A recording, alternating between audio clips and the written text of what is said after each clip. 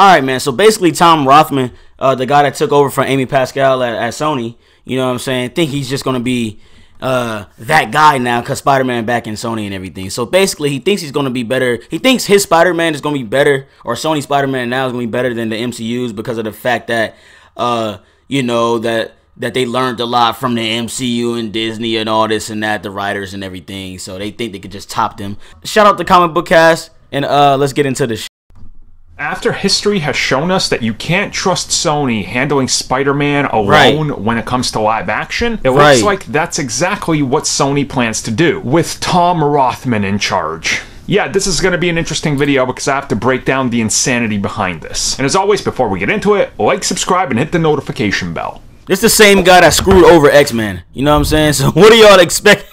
Come on, bro. Some of you might know his name if you've been a fan for long enough. You guys know he was very important when it came to the X-Men franchise. In the first 2 films, he wasn't as important, but he got bumped up when it came time to make X-Men 3. And all those rush decisions and mistakes that were made and X-Men 3 ended up being a bomb is because of him. But then as the licensing goes, after X-Men 3, they didn't know what to do, and Tom Rothman didn't want to spend more money on making a 4th X-Men movie due to the actors wanting a pay raise. So he made X-Men Origins Wolverine, and the only reason that the X-Men name is in X-Men Origins because of the fact that they had to keep the rights. They had to make X-Men films every 3 to 4 years to be able to keep the lilicense. And of course he ended up cutting budget pretty much everywhere he saw fit, and he ended up changing things on the fly. Like he rewrote parts of the script which wasn't his job with X3 and Origins. So as Hollywood would have it, you always fail upwards, and he went to Sony after Amy Pascal decided to take a step down due to those leaked emails.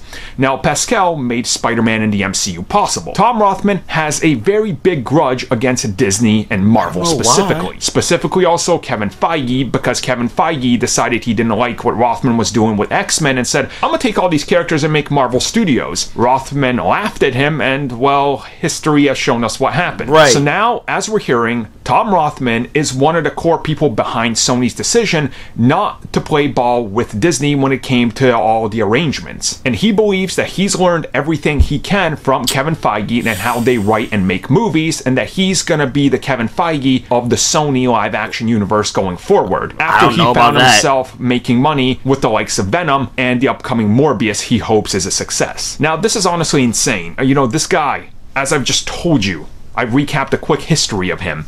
He does not have a good track record when it actually comes to being in charge of these things. He doesn't care. He comes in there and he wants it done on the cheap, and he wants it done quick. So the likelihood he's going to make those same mistakes again, as he's been making them for the last 20 years non-stop, is pretty high. But I guess it's just a wait-and-see game, and we're going to see how he's going to be able to pull this off, if he does. And do you guys think he's actually learned anything from Kevin Feige and watching how they make these films? Because to me, Rothman's gonna Rothman, and I don't trust a single thing he's saying.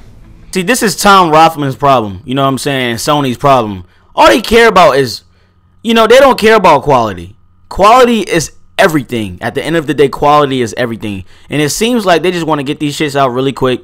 You know what I'm saying? Make the most money that they can. They don't care about the future, basically. They don't care about quality. That's what it seems like with these live action Spider-Man movies. Live action movies in general, bro, that Sony makes is like not that good. It's like it's really not.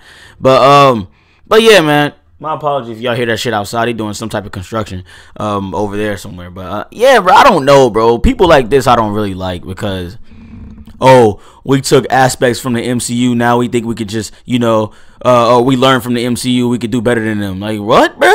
What? MCU made y'all Spider-Man. You know what I'm saying?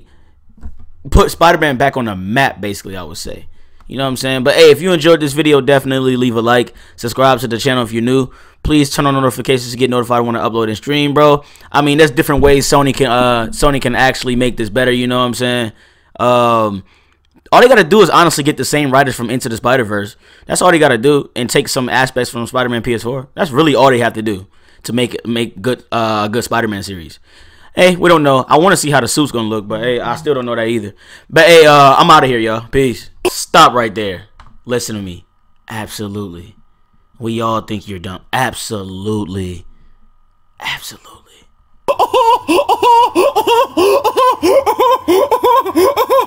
Well, I'm not. I'm not a fool. And here's the reality of that situation.